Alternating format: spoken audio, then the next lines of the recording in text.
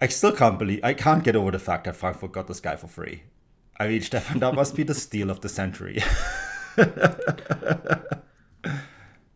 Yeah, he's kind of done a good job of kind of characterizing Frankfurt's rise from not obscurity, but from almost like, the kind of basement of the Bundesliga into this kind of like European love story in a sense. He like the club itself is now playing at the biggest, highest stage, demanding to be considered an option for some of the biggest clubs in Europe.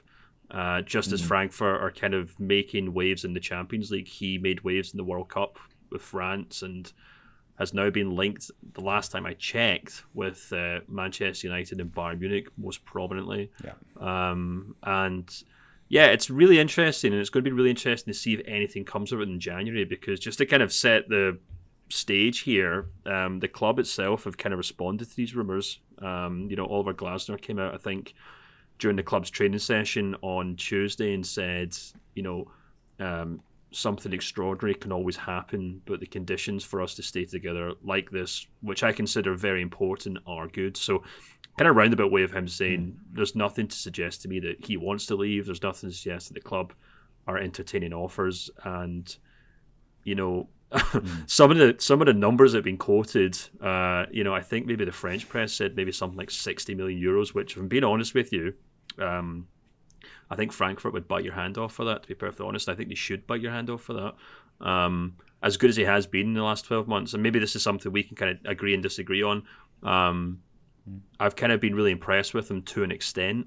I think a lot of the conditions have kind of played into his hand, in the sense that he's had a lot of game time to kind of get up to speed with things at Frankfurt. He's done very well there, don't get me wrong.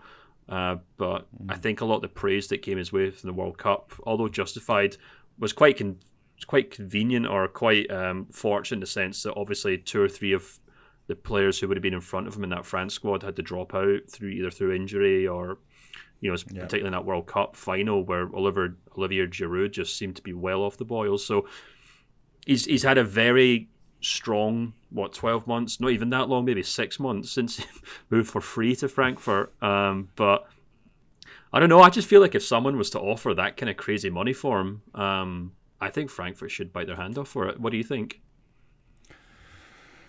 Well, it's a tricky one, right? Because like 60 million euros, you look at that and you say, okay, well, that's a lot of money. But on the other hand, and I alluded that in the midweek pod, right, for our subscribers, that this club wants to look and be a consistent Champions League club, because that offers them a real path of growth.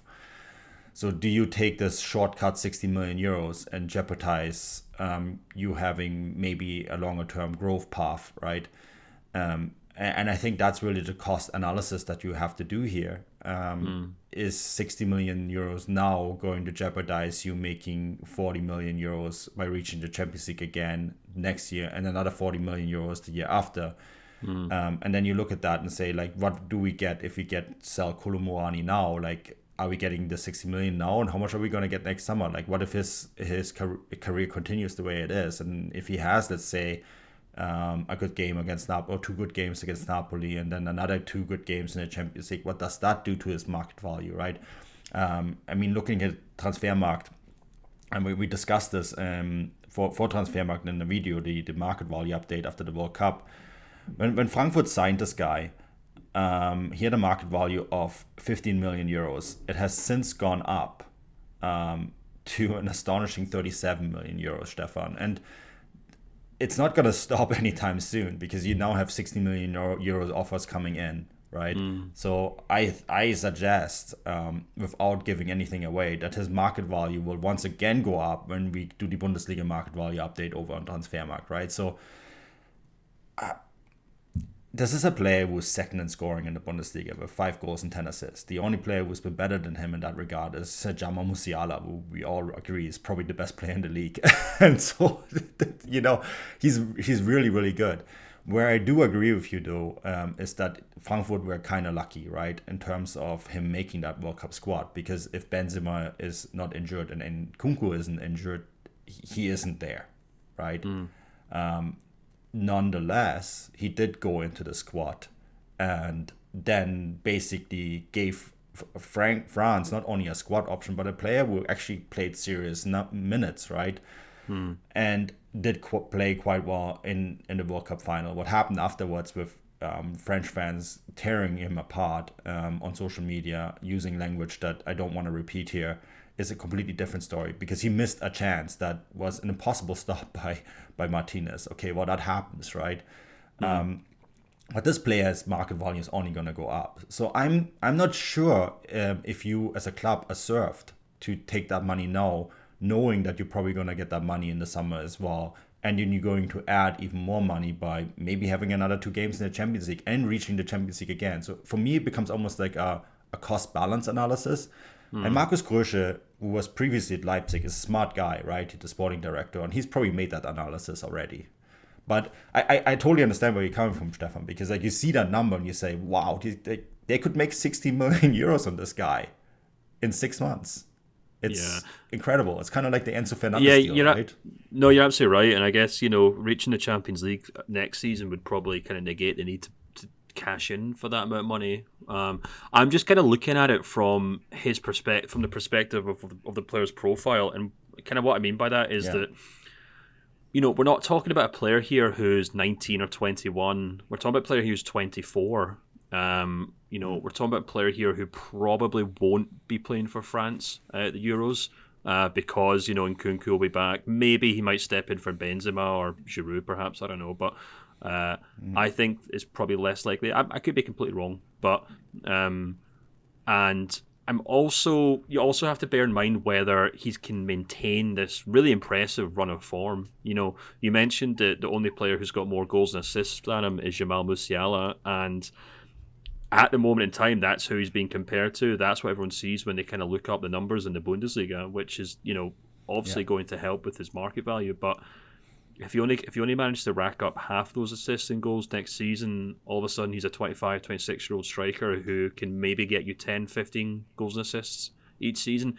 And that's when all of a sudden, things start kind of crashing back to reality in terms of his market value, in terms of what Frankfurt can get for him. Now, I completely agree with you in terms of what you're saying as to Frankfurt's overall goal isn't to just kind of farm these young players and sell them onto the Premier League, like some clubs in the Bundesliga, which, we can be quite critical of if we want to. And they obviously have goals to win things. They have goals to establish themselves, perhaps a top 4 side, to be competitive when they do reach in the Champions League. So they might not really care what his market value will be in 3 or 4 years. They might not really care that whether they can get 60 million euros from this winter. They might not be able to get that in 2 or 3 years' time. I guess that just comes down to what their priorities are as a club. But having said that, I'm still not entirely convinced that he's going. I guess I just have some concerns as to how much of the real deal he's going to be.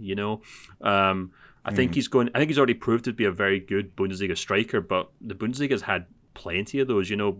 One guy that pops into my head is Wout Weghorst, who scored goals for fun in the Bundesliga for a number of years, and it still didn't really translate to a whole lot of usefulness. Obviously, he moved to the Premier League, didn't quite work out for him there. So I don't know. I don't know why I'm not intentionally trying to kind of like be pessimistic about his chances. I think he's a very impressive player. I think he's been very fun to watch for Frankfurt. I think they've got a great player in their hands who's done a tremendous job of kind of helping him this season.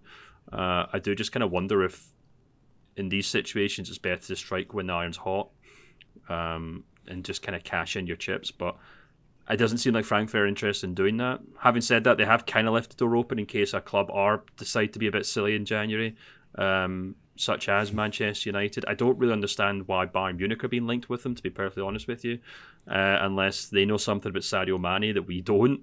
And I'm also not entirely sure Manchester United will go in for him either, because having watched them the other night, it looks as though Marcus Rashford and Anthony Martial have been given plenty of game time and shown that they can do stuff for them as attacking or as strikers. So maybe the kind of hubbub and rumours and whispers around him have been kind of exaggerated, and maybe that actual genuine interest in someone signing them isn't quite there. But I guess we just have to wait and see whether, Frankfurt do cash in, or they're like, right, we want this guy to stay here so we can keep reaching the top four. Yeah, I do think the Bayern Munich link is interesting, because I think what's happening there is right now, we all know who their number one target is for next summer, right? It starts with Harry and ends with Kane. But I think there is still not 100% belief that they can actually get this done, right? So as long as that doubt is there on whether Bayern Munich can do it, right, and get Harry Kane, and don't make no mistake, they're gonna go after Harry Kane, whether they get him or not, they're still going to try. But as long as that isn't done, or as long as there isn't an indication that there is still a possibility, either way, I think other names are going to come up. So that's why Marcus Thuram is being linked with Bayern, right? That's why Randal Kolo Muani is now linked with Bayern Munich. There's that, and then there's the fact that they like to sign French players. This is a well-known fact. Bayern Munich love their French guys, ever since Willy Sagnol and I guess Vicente Lizarazu. That's been a preferred option for them. So I think you're just going to get these links naturally. And I also think, and this is the cynic in me, there is certain people that benefit from the fact that never Bayern Munich is linked because they are a team that spends a lot of money on Bundesliga talent. It's just how it is, right? So the moment you link them, Man United or any other Premier League club that might be interested and think they can get him on the cheap will get really nervous, because Bundesliga players often stay in the Bundesliga to play for Bayern Munich because that's how you win titles easily.